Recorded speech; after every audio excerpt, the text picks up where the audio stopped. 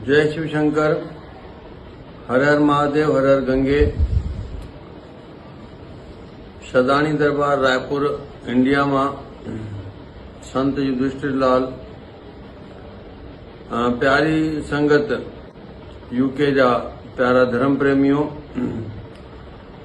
सजे हिंदू समाज जे लाए न विसारण जी गाल है कि सिंधु समाज जा एक सूर्य रड़की साहिब जा गदी नशीन पूज साईं साधराम साहिब जन परलोक पधारिया आहिनि। वञण जी वेला न हुई, ओतरी कोई उम्र जी अवस्था न हुई कि ईअं ओचितो वञनि हली, पर परमात्मा जो भाणो सभिनी खे मञणो पवंदो आहे।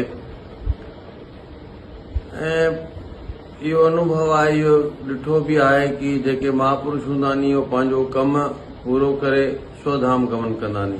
उन्हनि जे लाइ ही जगत खां वधीक भक्ति वारो, भगवंत वारो, परमात्मा वारो धाम प्रिय हूंदो आहे।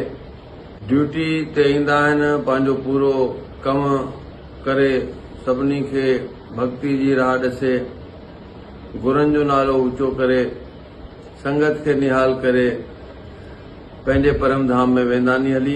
इहा घटना पंहिंजी सिंध अबाणो मुल्क सिंध जे हिकु पवित्र स्थान रड़की जे हजूरी रूप साईं साधराम साहिब जन चोलो छॾियो।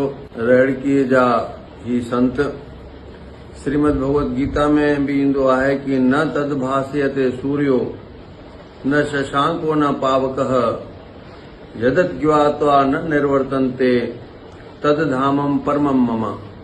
भगवान चवंदो आहे कि मां उन्ही परम धाम में रहंदो आहियां जाते मुंहिंजा ई अंश मुंहिंजो हिन जगत में वञी पूरो कार्य करे ईंदा आहिनि। असां सॼी सदानी दरबार जी संगत जेका अनेक अनेक मुल्कनि में आहे, प्रेम सां श्रद्धा सां उन्हनि खे श्रद्धांजलि अर्पित करूं था पिया।